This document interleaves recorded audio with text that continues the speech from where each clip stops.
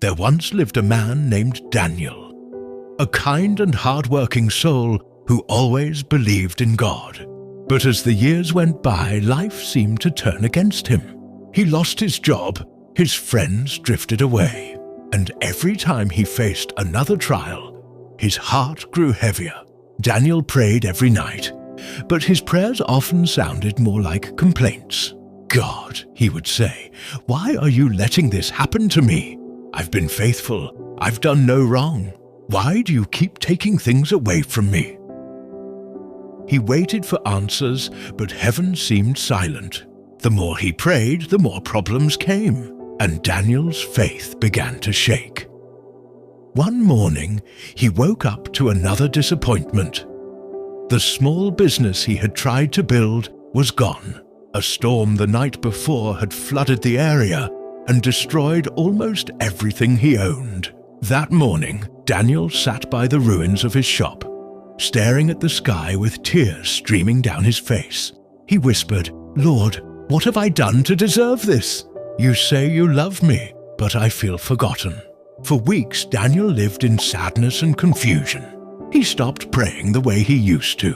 He stopped singing in church. He stopped smiling. He was alive, but only in body. His spirit had grown tired.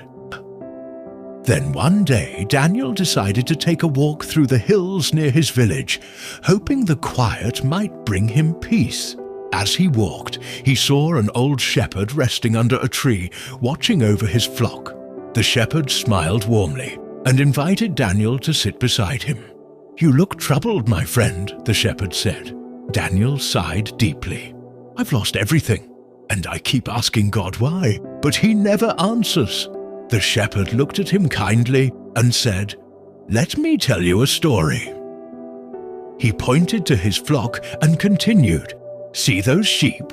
Sometimes one of them wanders off and ends up stuck in the thorns. When I find it, I have to cut away the thorns, and sometimes that hurts the sheep. It might even think I'm punishing it, but I'm only trying to free it." He paused and smiled softly. God is like that. When he cuts something from your life, it might hurt, but he's not punishing you, he's freeing you. He knows what's best even when we don't. Daniel sat silently. The words touched his heart, but he still didn't fully understand. The shepherd handed him a small wooden cross hanging around his neck. "Keep this," he said. "When you feel lost, remember, the shepherd never abandons his sheep." Daniel thanked him and walked home quietly, holding the little cross in his hand. Days turned into weeks. One afternoon, Daniel received unexpected news. The company he used to work for, the one he was so sad to lose, had completely collapsed. Many of his old co-workers were now struggling without jobs or pay. Daniel suddenly realized that if he had still been working there, he too would have lost everything. He remembered the shepherd's words, "When God cuts something away, he's freeing you." Tears filled Daniel's eyes as he knelt down and whispered, "Lord, I didn't understand before, but now I see. You were protecting me even when I thought you were hurting me." From that day forward, Daniel changed. He no longer complained when things went wrong. He began to pray differently, not asking, "Why me?" but saying, "What are you teaching me, Lord?" Slowly, his life began to rebuild. He started a small business again, not for wealth but to serve others. He helped the poor, shared food with widows, and gave free goods to those in need. And soon, blessings followed. His little shop became a place of peace, a place where people came not just to buy things, but to find comfort and hope. One evening, as the sun set, Daniel stood outside his shop, watching the sky glow golden. He felt the gentle breeze and smiled. In his heart, he heard the same voice that had once felt so distant say softly, "My child, I never left you. You were never forgotten. I only closed one door to open a better one."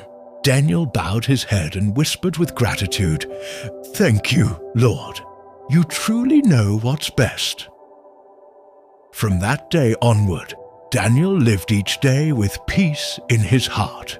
Whenever something didn't go his way, he smiled and said, God must have a better plan. He no longer feared tomorrow. He had learned the most beautiful truth, that even in silence, God is still working. Even in pain, God is still loving. And even in loss, God is still blessing. Because sometimes the hardest part of faith is trusting that God knows what's best.